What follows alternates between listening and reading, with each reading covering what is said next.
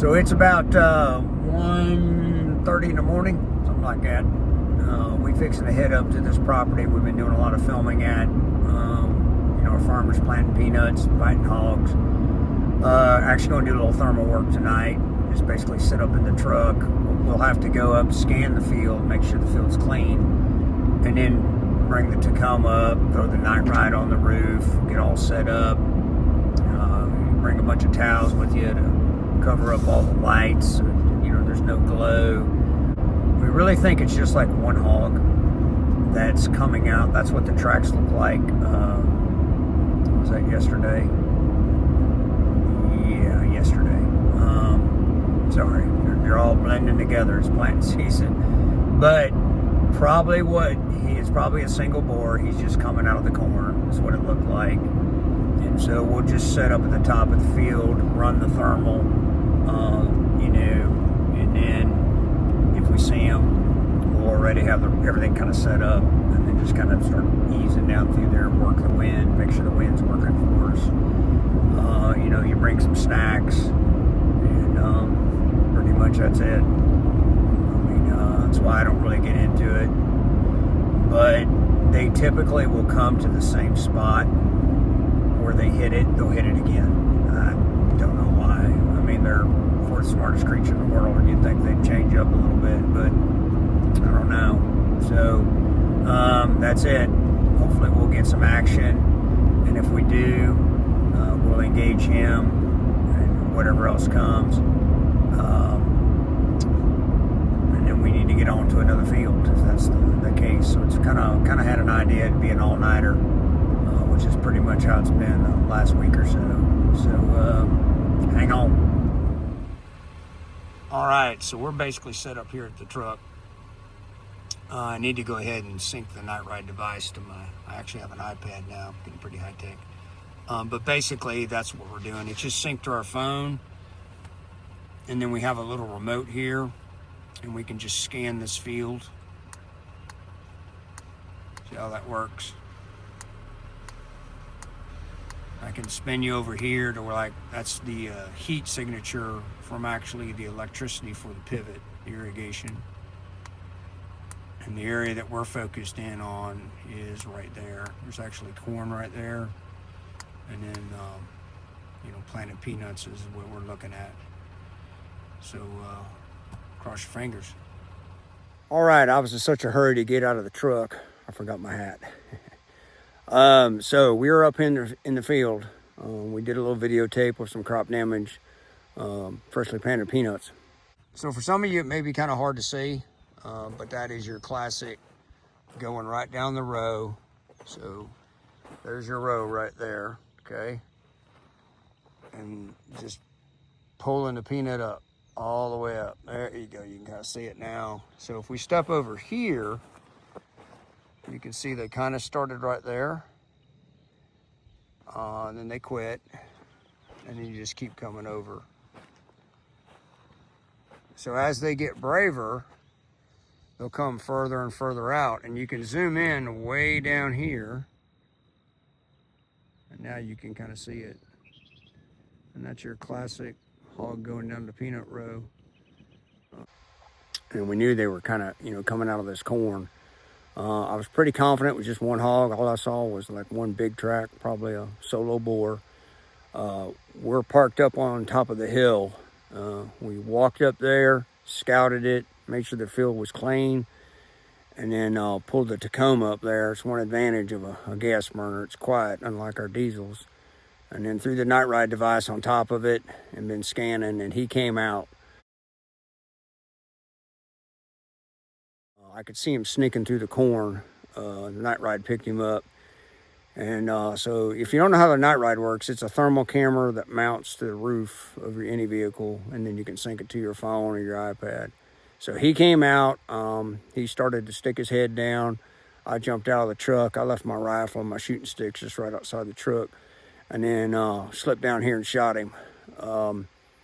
Anyway, he's hit. No doubt he's hit. But I'm just going to show you kind of what he was rooting in, and then how he went off into this corn.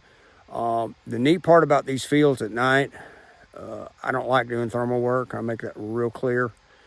but it's got to be done to protect these peanuts, and a single bore like this can do a lot of damage to a peanut field. Is the neat part is that these irrigation pivots are generally running, so it's a lot of cover sound, a lot of noise. Still got to worry about the wind, but the pivot's actually coming this way. It's slapping up against a tree, so we'll get a little footage of that. But let me show you what he was rooting in, and I'll show you where he went off through the corn for the field of dreams, man. You know, if you build it, they will come. He left him a little blood trail behind, so hang on. So that shows you right there what he just started on, okay? And right over there, you can see, I didn't shoot from right over there. I was further up, way up there. I don't know if you can see up there. It's pretty dark. Yeah, you can see that little red light. That's actually the night ride device is still hooked up. But anyway, he did that right there. And I wasn't going to let him get much more. But you see right there, he's got a little peanut right there. So, you know, if you've ever hunted, you know, tracked animals, you just kind of see the tracks. I saw him shoot off. What they'll do is they'll break the dew in this grass. You keep going. And then you just start looking through the corn here. I saw where he went through. I saw blood. There we go. So you can see his tracks right there. We got blood on that stalk, blood right there. And then he just plowed his way through. I shot him forward. I wasn't going to wait for him to turn. I just shot him. It's either going to be in his neck or down into his vitals. So we'll get a little bit more footage, and we'll go from there. So anyway, it's about 3:30 in the morning. Anyway, besides that, nothing else in the field except this big old boar. So we're down here inside the corn. We're running out of time because the pivot's coming. I don't want to get that wet. I'm going to show you, he's got a good little blood trail going. It's amazing how big of a hog can skate through this corn and not knock it all to hell. But he's leaving some more blood as we go along. So, I mean, I'm confident. 308 round in that upper torso portion. As we go, we're getting more blood. Hogs are hard to track simply because they've just got such thick skin. You know, and they've got all that. Their legs don't move a lot, so it's not like a deer where there was a lot of leg movement forcing that blood to come out. But you can see he just kind of, it's amazing. As big as he is, he's just skating right through this stuff. But like I said, we're running out of time because that pivot's coming and it's going to drench all this junk. And I don't want to get drenched. We're going to go a little bit further, see if we can't locate him. So he's definitely pumping out more now. They always do that as they get moving a little bit more. But it's kind of weird. I mean, he's just cutting at an angle. He's definitely on a mission. So we're going to keep on heading this direction. We're not heading into the irrigation. We're actually going away from it. So I don't feel so bad then. I got nothing else to do at 3:30 in the morning. We're continuing to get more blood. That's his track right there. It's amazing that he just slides through that stuff. You can see this one coming up. He's at an angle. He's headed somewhere. So we're still tracking him. He's still bleeding really good. I pulled on X-Sound out a couple times just to get my bearings. Excuse me, I don't want to get lost out here in the cornfield. He's right on the edge of the field. He's actually headed down towards our trap. But anyway, I'll buzz you around here, show you he's bleeding good. The problem is you got to kind of stand up, squat, you know. But it could be worse. It could be snowing. All right, we had to take a commercial break. I had to go back out to the field. The peanuts was at and get my rifle out of there. The pivot was coming at it. You know, I didn't want it to get that wet. So we used Onyx Hunt. Pretty cool. No advertisement. They don't sponsor us. To mark where we were at here in the field. So we got back on our track. So that was pretty impressive that it could be that accurate. And picked up the blood. You can see we got blood. Now, where we're at now is, and this actually will show up on an app. This is kind of like where all the runoff starts to go down towards, you know, a ditch. So he crossed here. This might be a little bit tricky.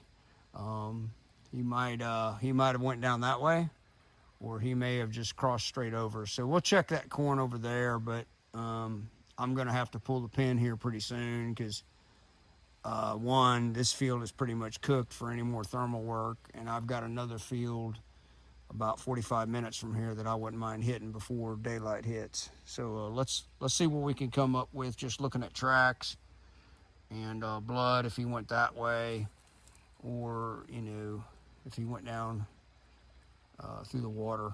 Hold on. All right, so he did cross this little drainage. Got blood right there, tracks. And then he's heading back into the corn again. A lot of blood there on all three of those stalks, 4 stalks. So we might go a little ways up in there, but not too far. Like I said, I need to get to this other field. That's a lot of blood loss for a hog. Pretty interesting. And these big pivots like this, hogs will go up and down where the wheels go. The wheel that carries the pivot around, the irrigation system. Couldn't figure out why he hadn't got on it yet, because they love to run those. I learned that years ago. So he did. He came up and actually is on a wheel now. I'll show you. The good news is it's only like 65 degrees here in South Georgia today, because if it was normal, it would be, I'm soaking wet from all these wet, you know, corn leaves and junk. But anyway. So what he's doing now is he's just going down this wheel. It's easier for him, you know, to navigate. He's still bleeding, but you can see the tire tracks. So it's kind of wondering. There you go. See, there's peanuts from last year. This is just a hog smorgasbord in here. Food, water, shelter. It was the master plan until somebody came out with a 308 thermal. I'm real big on no scent soap.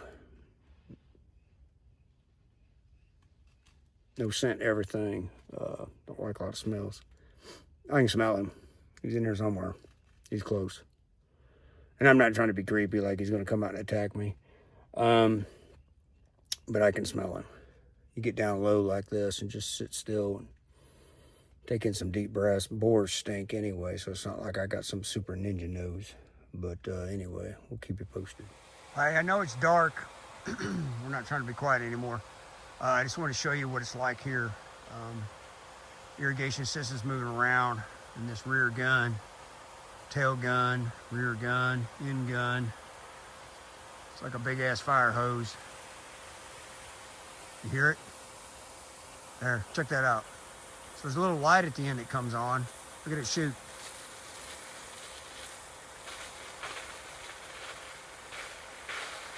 I don't know. For some of us, that's, I don't know. That's our sound machine. All right, we're headed back up here to the truck, and we'll wrap it up. Man, I'm soaked. I got, all kinds of junk on me. So basically, it's 4:30 in the morning. I've got at least a 30-minute drive. I need to get to another field. That much blood loss through that maze of junk, I'm confident that he's a done deal. It's hard to take a 308 round. He was looking at me like straight on, you know. If he turned sideways, I could have drilled it in his vitals. We had some goofy wind out there. I'm not taking the chance. You know, my concern is I need to get him out of the equation. When we decided to do the videos, YouTube, you know, all this social media junk, you know, I said it in the very beginning, we're going to keep it real.